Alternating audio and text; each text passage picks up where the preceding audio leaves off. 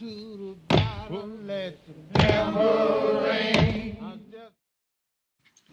the 1850s, there were 3.2 million slaves in the United States of America. The slaves worked hard in the South for their owners. Slavery was a very divisive issue. The southern states and the northern states were divided because the South wanted slavery, and the North, along with California, did not want slavery. People in the North worked hard to help free the slaves, and that is called the Underground Railroad. The slaves were treated badly, and they were often hit by their slave masters. Slaves wanted to be freed, and those who fled slavery were assisted with the Underground Railroad in the northern states. The slaves on the Underground Railroad would often have to walk in between stations and other safe houses. The slave hunters would try to come after them. Vermont has a long history of being against slavery.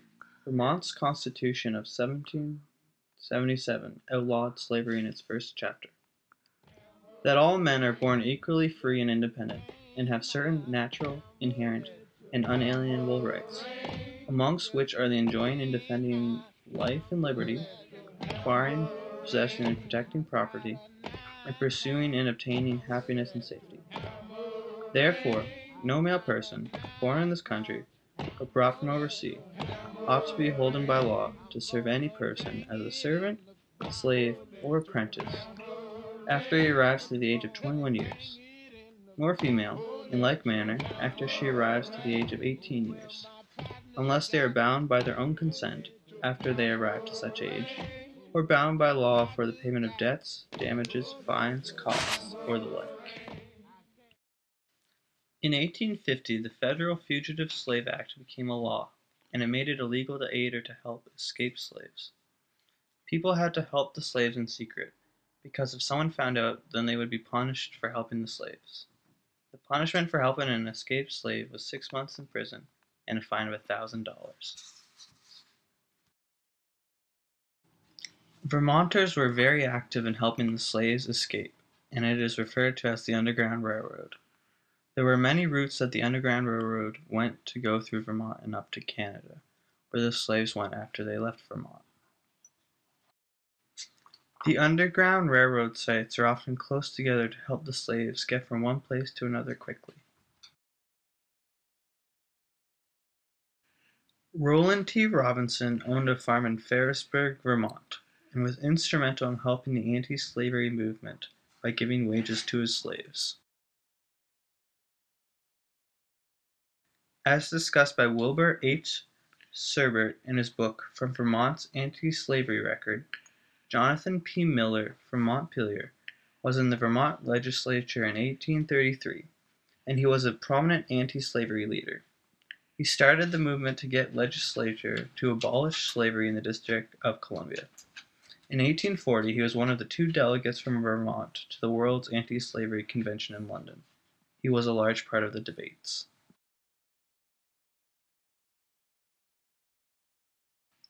In Hartland, Lame John Smith was a Methodist minister and was an important operator of the Underground Railroad. He helped slaves that traveled on the Underground Railroad using his parsonage to house escaped slaves. There are several houses that are connected with the Underground Railroad in Hartland. This house was built in 1789.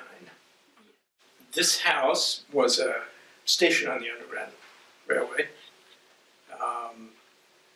starting, the Fugitive Slave Act was passed in 1850, so for the next decade, really, until the war started. And then they would go, as I understand, from one safe station to the next. A little more detail, just around the corner there was you used to come in the front door of the house and into a little foyer, and immediately ahead of you was a paneled wall. One of those panels would slide out of the way, and that, by stepping through that opening, there was a room between the panel and the back of the central chimney, and that was apparently the place where, if the revenuers showed up, that's where the slaves could be. Solomon Northup is a well-known free black man who was captured by slavers in the USA and spent 12 years as a slave.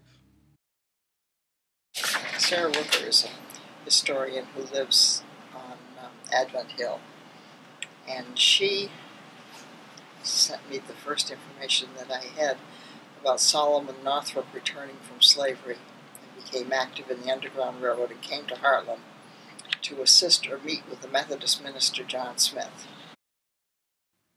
There is some evidence that quilts were connected with the Underground Railroad. That is the only way that we think maybe quilts were used with the Underground Railroad. It was just passed down from generation to generation because everything was secret. So they didn't write anything down, and most of the African Americans couldn't read or write, so they just went by symbols. A sample quilt there, and there are 12 different designs there. So there were certain designs that meant certain things, well, if you just look up there, the first one is called the monkey wrench, and that was supposedly, if there was a quilt wouldn't have been made with all those on it unless it was just to teach the slaves what each one meant. So you would have a whole quilt of just that top one maybe on the left. That's a monkey wrench, and that means if they saw that out somewhere, it would mean get your tools together and gather up your things to be ready to go. Patterns, they all knew the basic patterns. And of course, back in the old days, they had like quilting bees, so they would all sit around and work on one quilt. And that's probably how each person learned about the other patterns, was by working together. I guess that's how all these patterns have been developed, that somebody designed them way back when, and they've just been passed down, and sometimes they're the same colors, sometimes they aren't. There's one there that's the log cabin, which is the second row on the right, and it has a black in the middle, and traditionally the log cabin always had a red center because that meant, that signified the fireplace, you know. But in talking about that particular pattern in the Underground Railroad, supposedly with a black center, it meant that if you saw a quilt with black centers, it meant that this is a safe house to come to. Those colors are all reproduction 1860s colors in quilts. Those would have been probably the same colors and the same patterns that they used at the same time that the Underground Railroad was happening. But what they would have done is, on the trail of the Underground Railroad, each safe house would have a quilt thrown over its front porch railing or something, and it might be all of just one of those, and it would mean, okay, this means such and such. And problem has been that there really are very few, if any, quilts left because they didn't have a good quality of material. So whatever they used is probably disintegrated by now. And if they were used for things like this, they weren't well taken care of.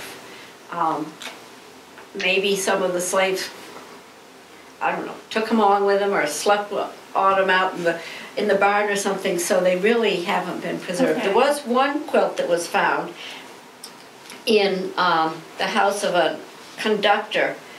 You know what the conductor is on the Underground Railroad in Philadelphia. He was one of the leading conductors in Philadelphia, and they found a quilt made in the log cabin design in his house with yellow centers. And it was interesting because the yellow in Africa signifies life. So that may have been why that particular quilt was found there. But no, there are very, very few left. There are a couple of children's stories about children, black children that had quilts, or they remember their mothers making them. The slaves wanted to escape slavery, so they used the Underground Railroad to freedom.